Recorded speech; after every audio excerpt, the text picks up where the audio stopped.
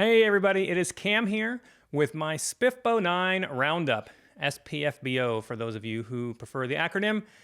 This was a fun competition this year. It felt like a little bit more of a diverse competition than sometimes in previous years, and it also felt like a really short book competition. I know that's actually not necessarily the case, but there was more shorter books than in the past. The way that I'm going to do this review is first I will talk about all 10 books really quick in the order that I read them, and then I'll talk about my feelings on the books, some of the stats and stuff like that, and then the part that doesn't matter one bit, but that I want to include will be my top 5. Then I'll also include my prediction on who I think will be the actual winner. So in order that I read them, the first book I read was The Fall Is All There Is by C.M. Kaplan. This one's a weird Western, dark fantasy sci-fi style thing. It was set in a world that has had 2 extinction level events. One created magic, the other one ended magic, but it's just a weird world. It covers one main character, a man in his early 20s named Peter, who is a quadruplet. His father has recently died, and one of his quadruplet siblings is set to become the queen. His brother kind of leads a rebellion and wants to be king, and so that's kind of the family dynamic that we deal with. Peter is bisexual. There are sex scenes with both men and women, so absolutely an adult-only novel. But this one was really weird. It was one thing, I really enjoyed the writing style, but sometimes I did feel like the weirdness got in the way of the otherwise awesome story and was just kind of ridiculous to be ridiculous at times. If you like that kind of a style of writing, though, then I think that this would be a book for you. The second book that I read was The Wickwire Watch by Jacqueline Hagan. This one is one of those cozy adventure-style novels. It's a steampunk-style book. There's actually a floating island that runs on steam, so definitely steampunk. This one kind of like has that little bit of Victorian urban fantasy feel, although a lot of it takes place outside of the city. It has a bunch of point of view characters, but ostensibly it follows a boy named Inkwell Featherfield, who is like 11, 12-ish, maybe a little bit older than that, and ends up getting himself into a conspiracy, a supernatural conspiracy between basically the 2 races on the continent that they're on. This one has a lot of action at the beginning and the end, and then has more of that cozy feel in the middle during the world building stages. This is a book that I will definitely read more books in the series. This one was really well written and was pretty entertaining. I read it actually on a dark and stormy day, sat in the window of my front of my house and enjoyed myself. The third book I read was Daughter of the Beast by E.C. Greaves. This one is a Slavic fairy tale inspired epic fantasy with absolutely no humans at all. It has fairies and a 7-foot-tall wolf woman called the Volcari. The 2 empires are run by hobgoblins. All kinds of fantastical creatures. We've got gnomes and stuff as well. This book was my favorite book of 2023, so obviously my favorite book of the competition. I really enjoyed like the dream-like, almost nightmarish-like quality. It's definitely a little bit of a dark epic fantasy. Not grimdark for sure by any means, but more of a dark epic fantasy. Enjoyed the book. I read book 2 already, and I enjoyed book 2 as well. I'll read the third book here coming up shortly. The fourth book that I read was Master of the Void by Wend Raven. Definitely wins the Coolest Name Award for as far as authors go. This was the longest book in the competition at like 585 pages long. It is a true epic fantasy, really cool world building and magic system. This is a book that I would have really loved, except for it had a couple of things that are like real pet peeves for me. One of them includes like an entire group of people who refuse to fight even to protect themselves when they're young. That's just one of my like personal, probably the number one thing that makes me angry in a book. Otherwise, if you like a really cool magic system, it's based on basically every single person in the world has a magical ability. There's a whole bunch of point of view characters. Most of them are teenagers. 2 of the ones, though, they are called voids. They don't have a magical ability. They are expected to have a magical ability, but we find out that a star went out at the moment of their birth, and all the star stuff matters is the influences like anything from the temperature to where the stars are in alignment and all that kind of stuff is what kind of magic you're gonna have. And so when that star winked out, then it took away their magic, and the whole story is basically an adventure of them, figuring out like both why those two don't have magic, as well as figuring out who is killing mages. So otherwise entertaining story, and if you don't have that personal pet peeve against people being pacifists, even when their families are in danger of being killed, then this probably is a book that you're really going to enjoy. After Master of the Void, I read The Last Ranger by J.D.L. Roselle. This one is another true epic fantasy. This one probably had my favorite world building in terms of like the visuals of it. It is inspired by the Horizon Zero Dawn video game. If you guys have ever played that, lots of like a really cool wilds. In the video game, there's a lot of mechanical constructs that exist that are like Titanic and things like that, right? In this case, we're just dealing with fantastical creatures. But in terms of like how I imagined this book in my mind, this was probably my favorite book.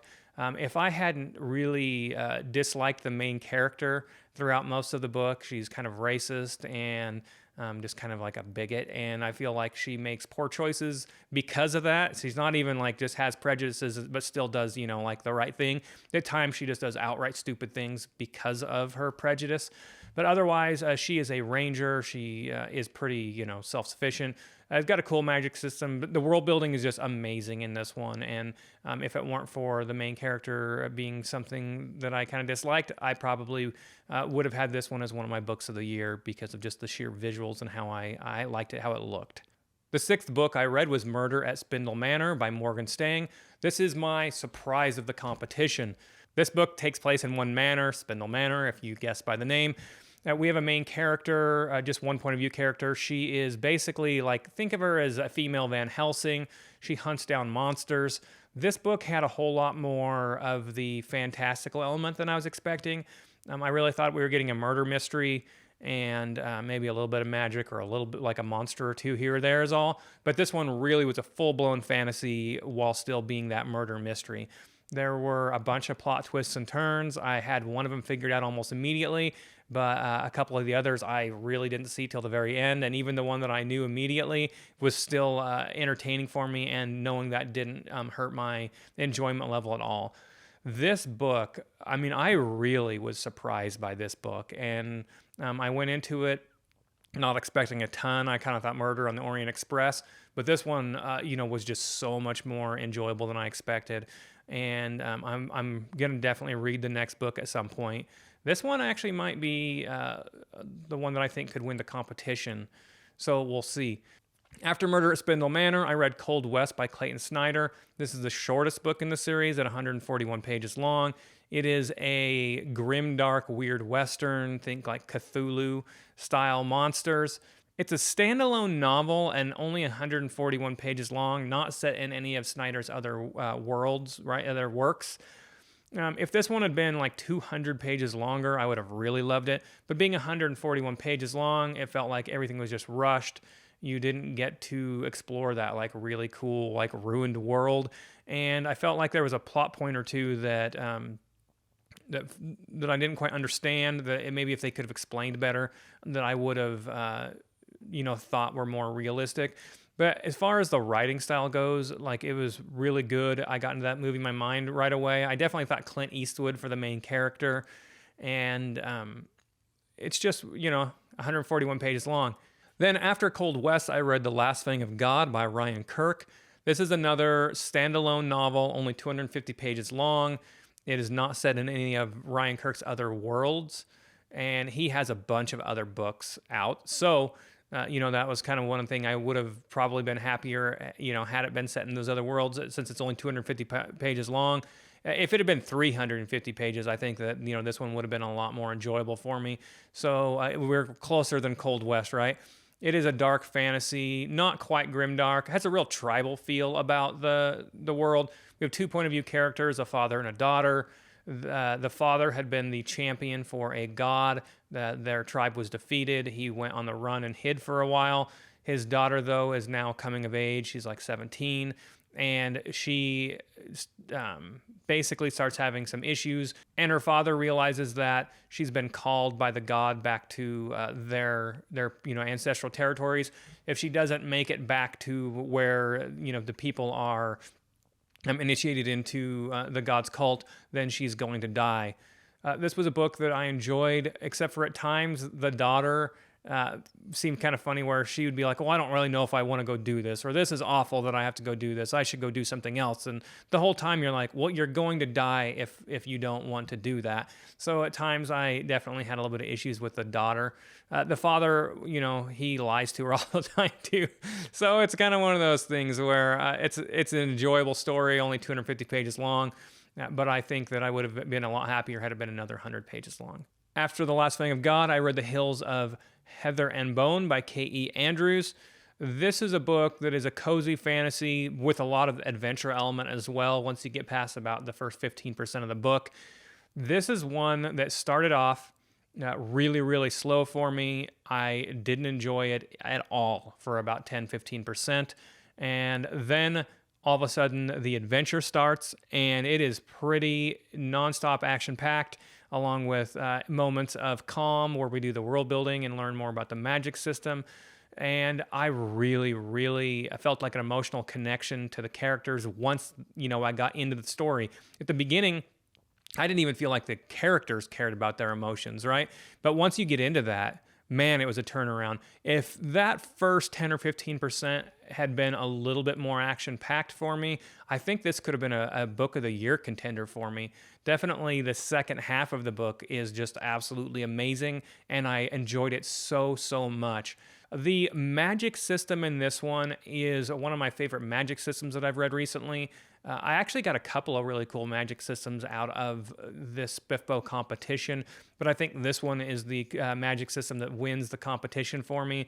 You have 12 different types of magical ability. Our main character, who's the only point of view character, she's 30. She is a giantess, basically. She's really, really tall, much taller than her husband, and she is a bone weaver, think necromancer. Bone weavers are outlawed and hunted down by the empire that rules things. They're considered like evil, basically. The other 11 types of magic are okay, but this was a really, really cool magic system. The final book that I read in the competition was Arrival Most Vile by R.K. Ashwick. It is a cozy read, the coziest of all cozy reads, no adventuring or anything like that. It was my least favorite book in the competition. But if you're looking for a cozy read where there is absolutely no adventuring that might raise your blood pressure, then this would be the book for you. That's not my style, so that's really where the problems for me go in. As far as the writing and the writing style, I really liked that part of it. I got into that movie in my mind almost immediately. I just then almost fell asleep while watching said movie. It covers two point-of-view characters who start off as rivals and, of course, are going to become much, much closer. A half-elf named Ambrose and a human named Eli. This one has a Dungeons & Dragons setting. All the characters are different races, and they're all basically provisioners for adventurers that are based out of this city. They make armor or potions or whatever, right, on this one street. Those are the 10 books of the competition and a quick overview of each of the 10. All in all, this really felt to me like the year of the short, cozy read. But when I go back and look at the numbers, the average length of the books in this competition is 367 pages long, which is quite a bit shorter than the last 2 years. 440 pages was the average length for SPFBO 8, and SPFBO 7 was 480 pages long for the average book. So we're talking like 120 pages shorter than just 2 years ago, and about 60 shorter than last year. There are 3 books that are 250 pages long or shorter. The shortest I mentioned was Cold West at only 140. The longest was Master of the Void at 585, I think is the number. What's funny is if you take out that shortest one, Cold West, and the longest one, Master of the Void, you still end up at 367 pages long. So that's kind of funny. You take the shortest and the longest out, and you end up as the with the average still. I didn't actually go back and look at previous years like 6, 5, 4, 3, 2, 1, and see if they were longer or shorter. I easily found the number for 7 and 6 on a couple of blog sites, so that definitely made looking for the numbers easier, and I was a little bit too lazy to go back and look at previous numbers and see if this one is an outlier on the length or not. As I mentioned, I felt like this, felt like the year of the cozy read. There were 4 books that could be classified in some way as cozy reads. Then there was also 3 epic fantasies and 3 dark fantasies. 2 of those 3 were more dark fantasy than grimdark, but there was 1 grimdark as well. This definitely felt like a competition where, for the most part, people didn't just go straight for what you would consider epic fantasy, or maybe like what would be the most middle of the road. There does feel like a lot more extremes in this season than some of the previous ones, where, a lot more of them would have been epic fantasies, or at least I think would have hewed more towards the middle of the road. My biggest surprise, as I mentioned, was Murder at Spindle Manor. I was not expecting that book first off to be so amazing, and I also wasn't expecting so much of a fantasy element. I really thought we were going to have another like true cozy read, where you had a murder mystery and, maybe there were some supernatural elements, but that it was just like a secondary part to the story. No, that fantastical element was central to the storyline, and I was really, really happy and surprised. Daughter of the Beast obviously is the winner of the competition for me, since it was my favorite book of 2023. I really liked that there was no humans at all in that one. Otherwise, I really enjoyed most of the reads on this. I definitely, for the most part, aside from my 1.5 and a couple of like 6.5s, I had at least 4 books that I rated 8.5 or higher, and I had a 9 and a 10 as well. So for the most part, I really enjoyed my reads in the competition. Okay, I'm going to list my 5 favorite in reverse order. The Last Ranger at number 5 is an 8.5. This is one that, once again, I mentioned if I hadn't disliked the main character so much, I loved the world building and the magic system in it. Number 4 is The Hills and Heather and Bone at 8.5.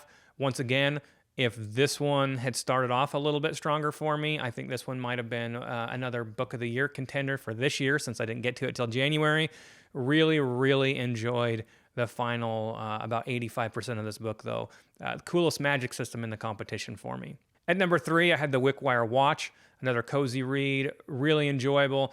The one thing about this one that gave me an 8.5 instead of something a little bit higher was simply, this is another one of those this is book 1 in an arc where you're going to have to read books 1, then 2, then 3, and there's just a lull in the middle where you have that world building. It's a style that you get that's very, very common, and at times will lead me to have the first book in a series just a little bit lower rated than the entire rest of the series, which I still think can be a 5 out of 5 for me. I need to read more books in the series to make sure of that.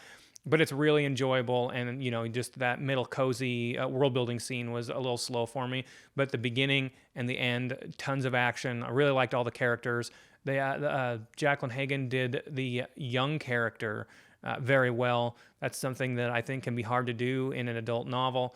Really enjoyed the book, though, and that one comes at number 3 for me. Number 2, I have Spindle Manor at a 9 out of 10, and once again, I mentioned that I just was so surprised by this book, and I really enjoyed it. I think everyone should go out and read this book, and I think that you're going to be surprised as well. The final book was obviously Daughter of the Beast. That's my winner for the competition. That, once again, it doesn't matter at all because I am not a judge. I feel ridiculous sometimes, doing all these, but people seem to watch them and enjoy them. And I am an indie fantasy-focused YouTube channel. So if I wasn't going to do SPFBO, then I would be a terrible YouTube channel focusing on indie. Really, really enjoyed the competition, as I mentioned. In terms of who I think will win the competition, I think that there's 2 books that, for me, have the best chance. I think that either Murder at Spindle Manor or Hills of Heather and Bone. I know Murder at Spindle Manor, I think, has 3 reviews out as I, post this, and they're all pretty good scores. But for the most part, there's still a lot of reviews left to do for these competitions. Daughter of the Beast, which is my favorite, got a really bad review by Cassidy, so that 5.5 is going to ding it. And plus, I think it's just, it's one that maybe some of these other blogs, based on what they chose, isn't going to be as highly rated. We'll see. But Hills and Heather and Bone or Murder at Spindle Manor are my two that I think are most likely to win. I also, I guess, wouldn't be entirely surprised if the Wickwire Watch won either. I think if I was putting out odds, though, I would put out the slight favorite of Murder at Spindle Manor with a close second of Hills and Heather and Bone, though. And everything else would be a lot higher odds as far as I believe, anyways. I'm really looking forward to SPFBO 10. I recently joined the Before We Go blog team, and I think there's a pretty good chance I will actually be on the official judging panel for SPFBO 10, SPFBO X, if you will.